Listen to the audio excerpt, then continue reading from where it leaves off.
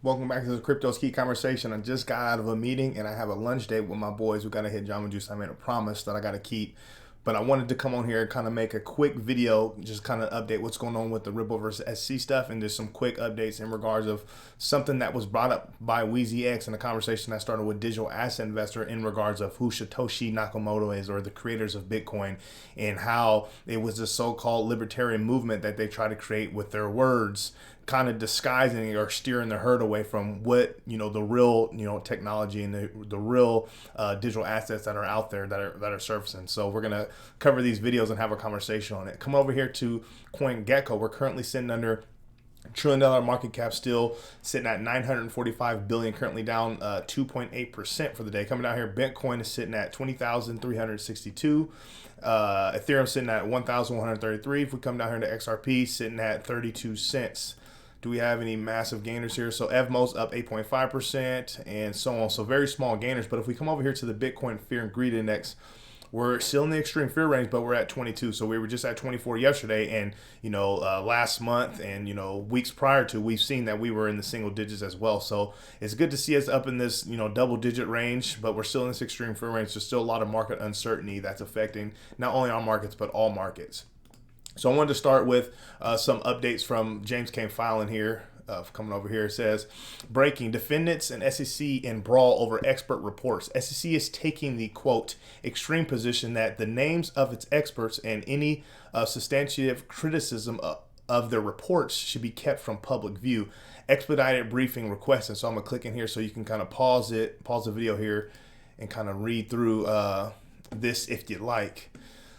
Coming down here, moving on to the next one. Jeremy Hogan says, the case again is ass backwards, with the prosecutor, meaning the SEC, attempting to hide everything. Normally in these cases, it's the company that wants to hide things from the public. Judge Torres has shown a slant towards disclosure, so I don't think she'll seal what the SEC hopes. He also continues down here, says, the motion isn't super clear, but I think this means we will not see any of the motions to strike that will be filed this Tuesday, and I was looking forward to the motion to strike duty. XRP Crypto says, and at what point do the judges straight up ask the SEC why they keep on pursuing the SEC lawsuit when it's clear they don't want to reveal anything? And that's a great question there. James K. Fallon has another update. This was 10:05 this morning. It says the SEC has filed its response to the Ripple defendants' request for expedited briefing regarding the disputed SEC sealing request in connection with the upcoming Daubert challenges. Coming down here, actually, let me click in here so you can pause it and read through this, or you can come to James K. Fallon's Twitter account here and you can kind of read this document that he had put up here. But Tag XRP down here says, if there really were any threats made, law enforcement should pursue all leads and file charges against the individual or individuals who made them. Law enforcement should also verify the individuals who made them were XRP holders and make their statement public. That's just my opinion.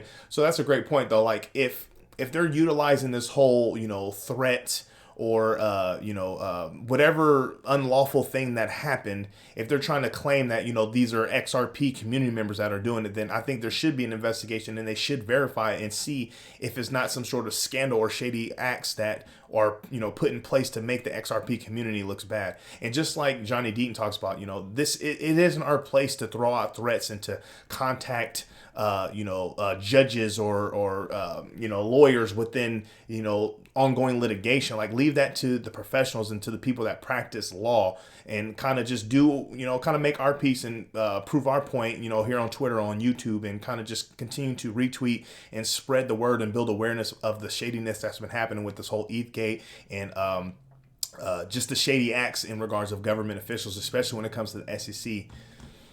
Continue on here. Johnny Deaton's responding to the update that we just talked about from James K. Fallon. He says, the only comment I will make regarding the court's orders to remind people, please do not contact any person associated with this case. Please, no contact with the court personnel, lawyers on either side, or any witness for any party. So here, this is what brings XRP Crypto Wolf's comment into perspective, because it's like, if it's not if it's not Tag XRP and XRP Crypto Wolf, like if it's not like true XRP holders and community members that are doing it, and it's just some shady actor, whether they were paid by the opposing party or whatever the case is. Like if it's just some way to kind of make the community look bad, like that needs to be investigated and that needs to be serviced. Obviously, us as XRP holders have been dealing with this for years now, and for them now, the SEC to try to use this as almost in a sense as another weapon, or to strengthen or utilize it as a further delay tactic. It's kind of sickening. So I'm quite interested to see if they're ever going to come down to find out who's setting these threats or putting these plays in motion, and if they really are XRP community members. James K. Fallon has another one here. It says Judge Torres this was at 9:58 a.m. Judge Torres has granted in part and denied in part the parties' request to seal documents in connection with the Amici motion to participate in the Daubert proceedings. Proposed redactions are due by July 15, 2022. Fred Rispoli says, called it right, except for Torres ordering publication even where parties agreed. Happy to be wrong on that. More transparency is always better. Only disappointment with ruling is that I don't think judge should base redactions on tweets without authentication. Could have been the SEC. And that's literally what we were just talking about. I mean, who knows,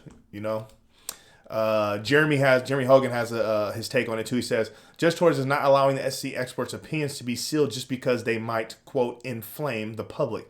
Not only does she not allow the parties to keep relevant documents from the public as to this motion, she chills the SEC's pending motion to seal its 2-for-1. Mindy goes, what does that even mean? And I'm thinking the same thing. He goes, sorry. It means the public get to see the expert witness reports, except for a small part of it that somehow was directly related to a harassment sent the expert's way. That's literally what all this stuff recently has been about. Yeah, who knows? Who knows? If this is legit, if the threats were real, if they came from XRP community members.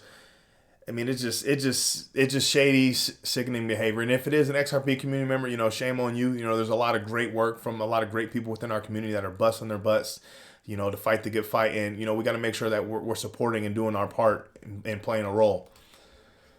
This is actually quite interesting. So I was watching Digital Asset Investors video earlier, and I was looking at when Weezy X had put this video up. And Weezy X, shout out Weezy X. I don't know why I'm not following him on this account.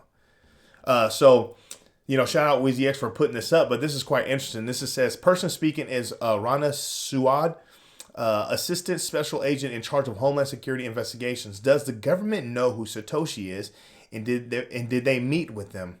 So let's take a listen into this, and you let me know what you think after we go through this.